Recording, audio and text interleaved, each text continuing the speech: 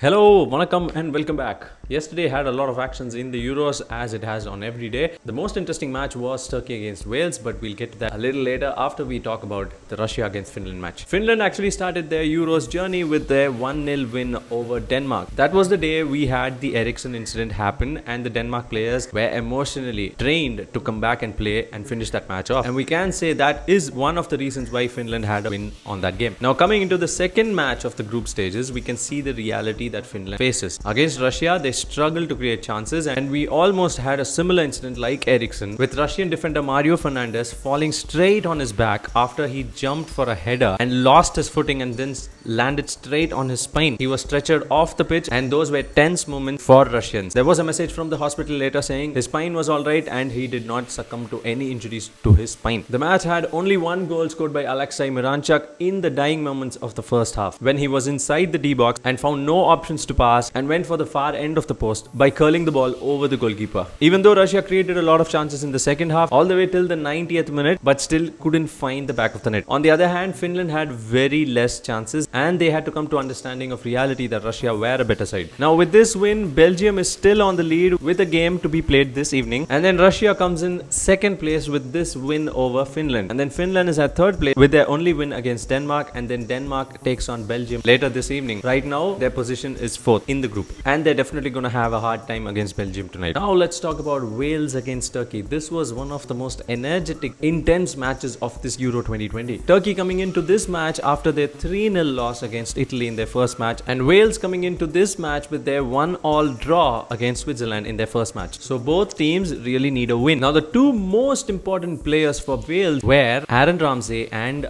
Gareth Bale, and the first 15 minutes was full of energy, full of chances. And in the 23rd minute, Aaron Ramsey gets a beautiful ball in, controls it. He had all the time in the world, but then he misses it. And then he looks to the linesman to see if he's gonna flag it offside so that he could just blame it on that. But then it wasn't an offside. It was a very nice ball that was played in, but he failed to convert. This match was actually played at Baku, which is in Azerbaijan, but there were a lot of Turkish supporters in that stadium supporting for Turkey. But Wales actually silenced these fans with their beautiful play in the first half itself. And Turkey started creating chances with the help of the crowd support. And Turkey was playing so much up front that even if Wales cleared the ball from the D-box, it again fell to a Turkish defender's legs. Now Aaron Ramsey, before the first half finishes, gets a beautiful ball played in by Bale and he controls it amazingly with his chest and then finishes it off by keeping his cool, unlike the first chance that he missed. But it wasn't the cleanest of strikes that he had, but still managed to get it in the back of the net. Now let's talk about Bale's assist. What a ball. Now Bale was always trying to help the team and not be on the score list because this is Bale's 5th assist in his last 7 starts. Unbelievable goal by Aaron Ramsey. Beautiful control, perfectly executed, but not the cleanest of strikes, but still gives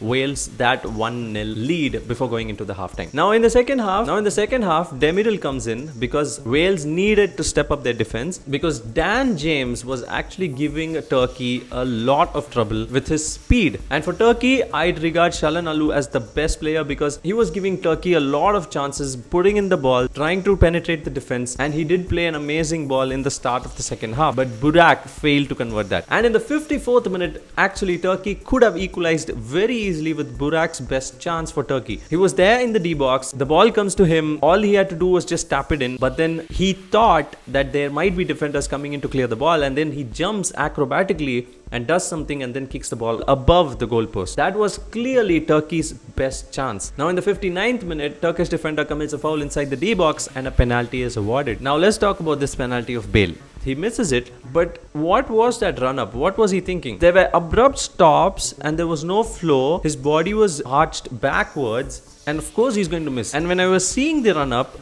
I kind of felt already that he was going to miss, and he did.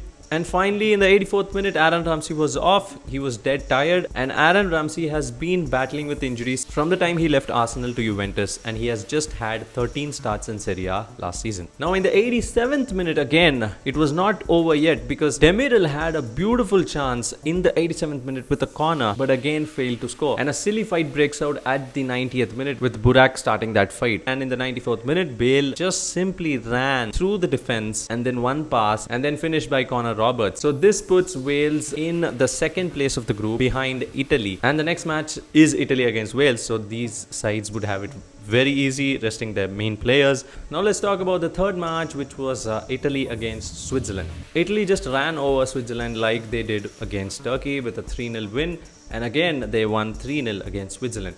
There's nothing much to talk about this match because it was totally a one-sided game. And the only point to talk about was Chiellini's injury that happened at 24th minute, that he was taken off, which means it's a serious concern for Italy going into the round of 16. But the next group stage match they face is Wales. Now, having confirmed their place at the round of 16, they wouldn't have to go for a serious win, so they can rest Chiellini. Now Locatelli scores for Italy in the 26th minute and the 52nd minute, and Immobile gives Italy the third goal and seals the win. Today we have 3 matches: Ukraine taking on North Macedonia from Group C, and we also have from Group B, Belgium taking on Denmark. We also have from Group C, Austria taking on Netherlands later tonight. Now that was it for yesterday's matches, and now it's time for a quick quiz session for you guys. Where did the Wales against Turkey match take place? We discussed this in this video. If at all you followed it along, you would definitely comment your answers first, and the first person to comment would get a shout out on my next video. Until next video, signing off, Pradeep.